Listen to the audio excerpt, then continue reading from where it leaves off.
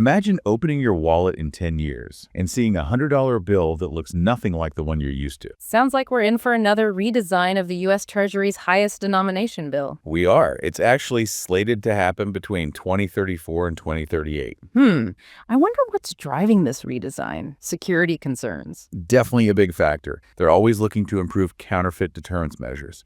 Plus, you have to remember, this would be the fourth makeover for the $100 bill in the past century. Makes sense. Currency needs to keep up with technological advancement. Absolutely. The current bill, featuring Benjamin Franklin, has been around since 2013. It's hard to believe that even that design needs an update already. Times change fast, especially in the world of finance. Speaking of Benjamin Franklin, it's interesting how his image has become so synonymous with the $100 bill. He's a fitting choice, though, don't you think? Oh, absolutely. He was a true visionary. He was instrumental in drafting the Declaration of Independence, but he was also a prolific inventor, scientist, and diplomat, a true polymath. His image really embodies the American spirit of innovation, especially in this era of rapid technological change. On that note, it's interesting to contrast the $100 bill's frequent redesigns with the $1 bill.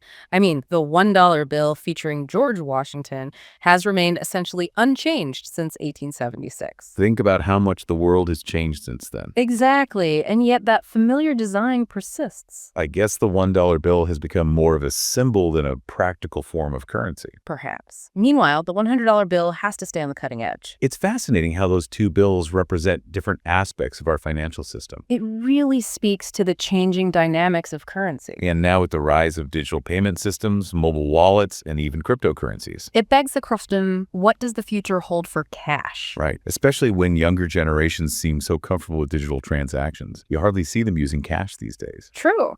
But we can't forget about the potential downsides of a cashless society. Accessibility is a huge concern. Exactly. What about people in rural areas with limited internet access, or senior citizens who may not be comfortable using technology? And let's not forget those who rely heavily on cash for various reasons, like undocumented immigrants. Financial inclusion is a critical consideration as we move forward. Absolutely. We need to ensure that everyone has access to the financial system, regardless of their circumstances. So as we navigate this transition towards a more digital economy, we can't lose sight of those who might be left behind. It's about striking a balance between embracing the benefits of technology and safeguarding the needs of all members of society. A delicate balance indeed. It's not just about keeping up, though. They're really trying to anticipate future threats with this new $100 bill. Staying one step ahead of the counterfeiters. Precisely. Integrating all those advanced security features, it's a big job. But a necessary one, right? Oh, without a doubt. It's all about maintaining public trust in the U.S. dollar. That trust is essential, both domestically and internationally. It makes you think about the symbolic power of currency, too. It does. I mean, having Benjamin Franklin's image on the bill, it's more than just a face. It represents ingenuity, progress. It ties back to the values that we associate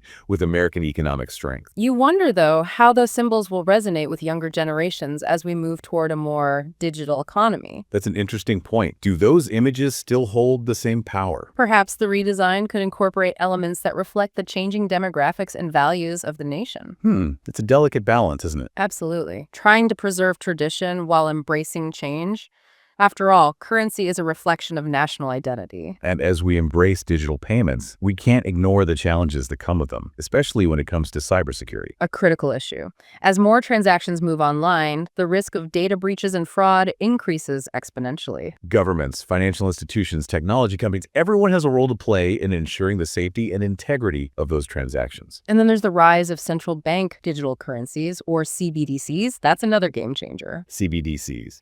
It feels like we're on the cusp of a financial revolution. It really does. They have the potential to completely transform the financial landscape. Increased efficiency, reduced transaction costs, even enhanced financial inclusion. But what about the concerns around privacy and government surveillance? That's the other side of the coin. The ability for central banks to track every digital transaction is a double-edged sword. It raises some serious questions about individual liberties and financial freedom. It does. And it highlights the complex trade-offs involved in moving towards a more digital economy. We have to carefully consider the benefits and the risks. No easy answers there.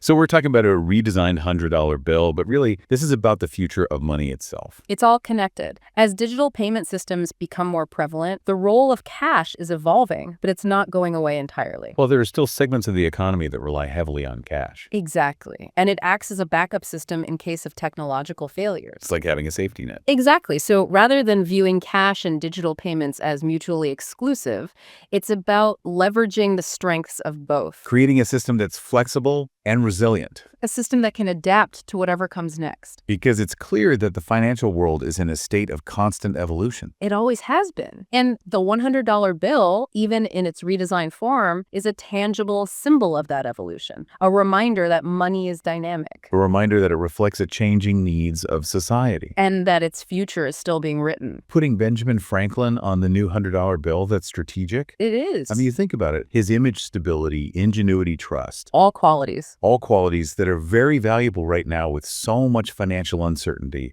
all the rapid technological advancements. He's a good representative of America. He is. And well known globally. He is. It's interesting, too, how that contrasts with the $1 bill. It does. You've got George Washington on the one, and that design's remained largely unchanged. I guess the $1 bill is more symbolic than anything else at this point. It is. It's like a relic. Yeah, representing a bygone era. Exactly. But the $100 bill, that's the cutting edge. Always evolving. Always evolving. Got to keep up with technology and security. It has to. And it shows you just how dynamic currency really is. It does. You know, reflecting historical continuity, but also contemporary innovation all at the same time. I think redesigning the $100 bill is a chance to rethink things. It is. The aesthetics, the symbolism of American currency. Like, what are you thinking? I think it's time to consider incorporating design elements that really show the diversity and the evolving values of America. Okay.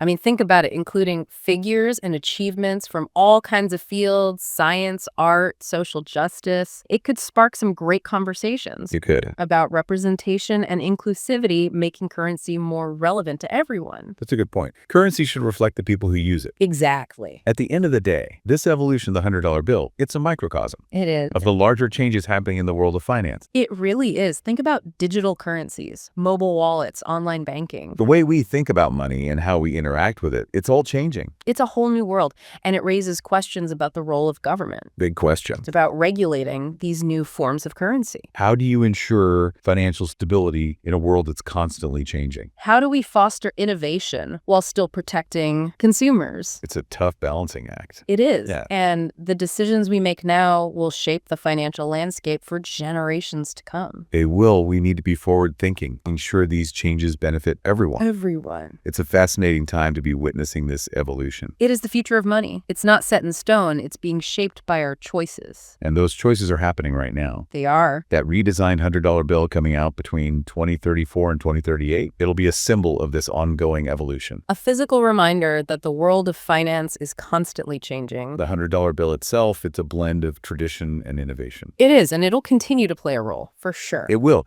but that role may continue to evolve as we figure out this complex relationship between technology, security, and societal values. Exactly. That's going to be interesting to see where we go from here. Okay.